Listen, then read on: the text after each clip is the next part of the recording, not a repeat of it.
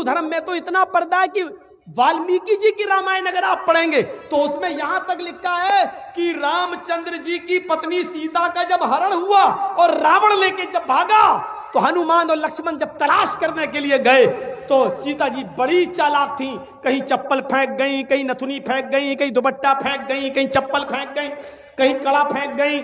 हनुमान एक एक चीज, ये चप्पल किसकी है? लक्ष्मण कहते मेरी भाभी की है, सीता की। चलो इसी रास्ते से ले गया। और आगे के दुपट्टा मिला, ये दुपट्टा किसका है? कहा ये दुपट्टा भी मेरी भाभी का है, सीता का। चलो और आगे चलो, इसी रास्ते से लेकर गया। और आगे बढ़े, एक एक चीज हनुमान जी देते गए और लक्ष्मण पहचानते गए। लास्ट में नाक में पहनने वाली नथुनी मिली, नथुनी। तो हनुमान ने कहा ये नथुनी किसकी है? जल्दी से लक्ष्मण ने कहा अरे यार हनुमान जी ये नथुनी नहीं मालूम है, ये शायद मेरी भाभी की होगी। हनुमान ने कहा सारी चीजें पहचान गए, नथुनी कह रहे होगी।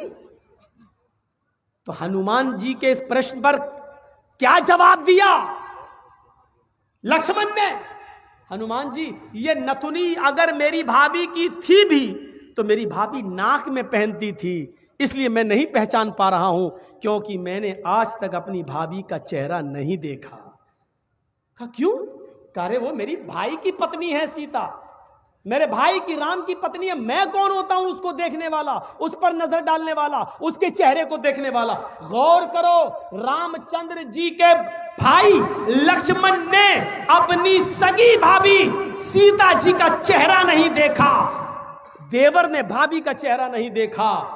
ये हिंदू धर्म की मनुष्य आज वाल्मीकि रामायण आज तक कह रही है, आज तक ये सबसे पुरानी रामायण है वाल्मीकि की, जो 2000 साल पहले लिखी गई है।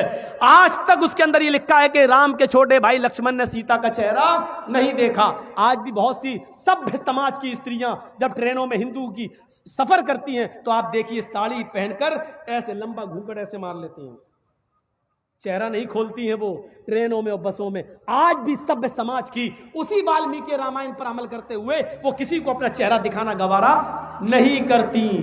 अल्लाह की मार ऐसी पड़ी, कल तक जो पर्दे का चेहरा छिपाने का मजाक उड़ाते थे, आज अल्लाह ने सबके चेहरे छिपा दिए। छिपाओ, डालो मास्क अपने मुंह पर। बहुत बंदरियां बनी फिरती थी अमेरिकन, चुड़ैल जैसे मुंह ले भेजे। ये खूबसूरत होती थोड़ी है आपको जैसा लगता है। अगर बारिश हो जाए ना सड़क पर बाजारों में तो इनका सारा क्रीम और पाउडर धुल जाएगा, इनकी औलाद इनको नहीं पहचान पाएगी कि मेरी अम्मा कहां गई। आप जिनके पीछा कर रहे हैं ये तो लिपस्टिक और क्रीम और पाउडर से लगती है 60 साल। आपको यकीन बता, मेरे इलाके का वाकया बता रहा हूं मैं आपको। 60 साल की बुढ़िया ने पहन लिया बुर्का, और खूबसूरत बुर्का, डिस्को बुर्का, फूल उल चढ़े हुए। अब 60 साल की बुढ़ी बेचारी चल रही है, बुर्का देखकर एक नौजवान उसका पीछा करने लगा। इतना खूबसूरत बुर्का था वो, नौजवान उसका पीछा करने लगा, चलने लगा। इसने पीछे मुड़ के देखा कोई लड़का मेरा पीछा कर रहा है, और लड़का ये समझा कि धीरे धीरे चल रही है, शायद मेरी वजह से लाइन दे रही है। वो अपने बुढ़ापे की वजह से धीरे धीरे चल रही थी, कमजोरी की वजह से। लड़का समझा हाँ लाइन दे रही है। थोड़ी देर के बाद जब ये आगे पहुंचा लड़का, और औरत वो बुढ़िया समझ गई कि कमीना मुझे मेरा पीछा कर रहा है, तो उसने नकाब खोल दिया। खूबसूरत नकाब, बोल बूढ़े लगे, नकाब खोल के कहती बेटा मेरा पीछा क्यों कर रहा है, मैं तो तेरी अम्मा की उम्र की हूँ। कब वक्त 2 घंटे की मेरी मेहनत बेकार कर दी बुढ़ी ने, हमें क्या मालूम खोदा पहाड़ निकली चुईया। तो लड़के को भी गुस्सा आया, कहने लगा अरे अम्मा हम अपने लिए नहीं अपने अब्बा के लिए ढूंढ रहे थे। सोचा कुछ तो कह दूं इस बुढ़िया को, इस उम्र में तू इतना खूबसूरत बुर्का पहन के जा रही है, फूल उल सजे हुए। लड़का सोचने लगा जब बुर्का इतना खूबसूरत है तो बुर्के वाली कितनी खूबसूरत होगी, लगा उसका पीछा करते हैं। लक्ष्मण ने अपनी भाभी का चेहरा नहीं देखा। हर पढ़िए हदीस, अय अल्लाह के रसूल अराइतल हमवा या रसूल अल्लाह, अय अल्लाह के नबी देवर के बारे में आपका क्या ख्याल है? क्या मैं देवर से पर्दा करूं? एक ही घर में होते हैं, देवर और जेठ का आना जाना रहता है, हमारे अपने रिश्तेदारों का आना जाना रहता है। आए अल्लाह के नबी, क्या मैं देवर से भी पर्दा करूं? अल्लाह के नबी का जवाब ये था, हाँ दूसरों से पर्दे में कुछ कमी हो जाए तो चलेगा, दूसरों से पर्दे में कोई कमी हो जाए तो चलेगी, लेकिन देवर से पर्दे में कमी नहीं होनी चाहिए।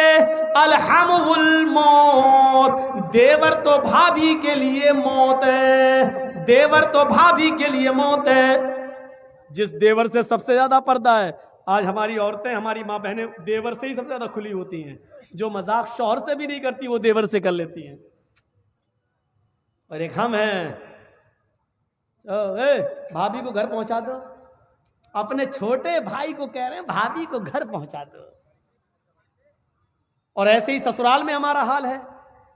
ससुर कह रहा है बेटा अपनी साली को जरा स्कूल छोड़ आओ। मामले दोनों तरफ से गड़बड़ हैं। हमने अपने भाई पर इतना भरोसा कर लिया। सऊदी अरब का वाकया सुने हो ना, जद्दा वाला। एक औरत बेचारी दर्द से कराह रही थी, दर्द से, और जद्दा के टैक्सी ड्राइवर बेचारा, उसको कोई कस्टमर नहीं मिला तो वो रुमाल मुंह पे डाल के लेटा हुआ था। जल्दी से औरत आई उसके पास, देखिए मुझे दर्द से हो रहा है, बच्चे की पैदाइश की तकलीफ, जरा कोई करीब के हॉस्पिटल में लेके चलो, मुझे जल्दी से इलाज के लिए जाना है। ड्राइवर ने देखा, टैक्सी ड्राइवर ने, उसने कहा भाई औरत परेशान है, पेट बड़ा। उसने जल्दी से टैक्सी खोली, आओ बहन बैठो। उसने जल्दी से बिठाया और चल दिया। जद्दा के हॉस्पिटल में लेके पहुंचा और उसमें एंट्री होती है, तुम लेके आए हो? हाँ, लिख दिया। अब ये बैठा है कि जल्दी से वो चेकअप करा के आए, तब हमें पैसा दे, जितना हुआ मेरे रियाल।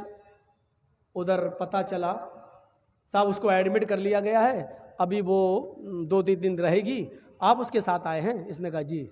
कहा ठीक है, उसको एडमिट कर लिया गया है। और उसने सोचा कि चलो अब हम चलें, 1-2 दिन के बाद आऊँगा, देख लूँगा अगर बच्चा अच्छा पैदा, अभी इतनी जल्दी छुट्टी थोड़ी हो जाएगी, डिलीवरी का मामला है, जब गुजरूंगा तब ले लूँगा पैसा। ऐसा वो चला गया।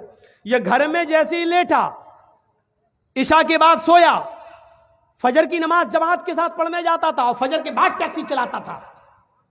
फजर की नमाज पढ़ के जैसे ही घर आया, इसकी बीवी ब्रेड और आमलेट बना के लाई। टेलीफोन की घंटी बजने लगी इसके घर पर, क्योंकि जब रजिस्टर पे जब इसने औरत को छोड़ा तो अपने घर का मोबाइल फोन और नंबर सब लिख दिया था। फोन फला बोल रहे हो? जी। भोपाल के रहने वाले थे ये लोग, टैक्सी चलाते थे 20 साल से सऊदी अरब में, जद्दा में। अच्छा तुम यहाँ अपने घर पे आराम कर रहे हो? का क्या हुआ? अरे कल तुम अपनी बीवी को हॉस्पिटल में छोड़ के गए हो ना, बच्चा हुआ है लड़का, आओ और अपनी बीवी को लेके जाओ यहां से। कहता है डॉक्टर दिमाग तुम्हारा ठीक है? बीवी? अच्छा हुआ ये फोन मैंने उठाया, कहीं मेरी बीवी ने उठाया हुआ होता तो कयामत आज ही आ गई होती। कहा आ रहे हो या मैं पुलिस भेजूं तुम्हारे घर? जिस औरत को यहाँ एडमिट कराने आए हो उसने कहा वही मेरा शौहर था जो यहाँ छोड़ के गया है, मैं आ रहा हूं, तेरा सत्यानाश जाए चुड़ैल डाइन। उसने टैक्सी चलाई और धर से चलाता हुआ चला गया। कहने लगा क्या बदतमीजी है? उसने कहा तुम मुझे छोड़ के चले गए, तुम्हें शर्म नहीं आई? मैं कितनी परेशान रही। रोना शुरू कर दिया। औरत के आंसुओं में भी बड़ी ताकत होती है। वो कहने लगा ये क्या बदतमीजी है? डॉक्टर साहब ये मेरी बीवी नहीं है। डॉक्टर साहब नोक झोंक तो सब घरों में हो जाती है, थोड़ी सी लड़ाई हो गई, हमें यहाँ छोड़ के चला गया। नहीं मैं ये बेटा अरे मेरा नहीं है, चलो अपने घर के झगड़े अपने घर में खत्म करो, चलो। उसने कहा ऐसा है चेकअप कर लो। चेकअप कहा डीएनए टेस्ट करे। ये लड़का आदमी तैयार, कहने लगा ठीक है मैं डीएनए टेस्ट करूंगा। मामला इतना बढ़ गया कि डीएनए टेस्ट की नौबत आ गई। जब इसका ब्लड निकाला जाने लगा और लड़के का ब्लड, तब औरत क्या कहती है डॉक्टर साहब डीएनए टेस्ट कर लीजिए, लेकिन मशीन कभी कभी गलत रिपोर्ट भी दे देती है।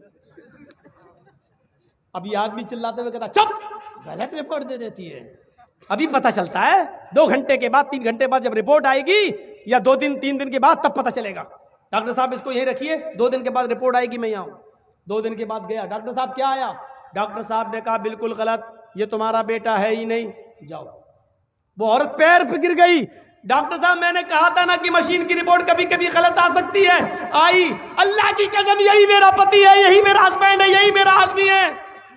डॉक्टर कहता है औरत नकले मत दिखा, चल ये तो इसका बेटा है ही नहीं, साफ साफ रिपोर्ट में आ गया ये बेटा किसी और का है, इसका नहीं है। वो कहने खूब रोई। डॉक्टर कहता मेरी बहन मैं तुम्हें कैसे बताऊं, इस आदमी की रिपोर्ट इतनी डेंजर है, इस आदमी की रिपोर्ट में तो ये आया है कि ये जिंदगी में कभी बाप बन ही नहीं सकता। तुम कह रही हो कि इसका बेटा ये तो बाप बनने के लायक नहीं है। अब इस आदमी का दिमाग खराब। क्या कह रहे हो डॉक्टर? कहा तुम बाप नहीं बन सकते हो भाई, सॉरी।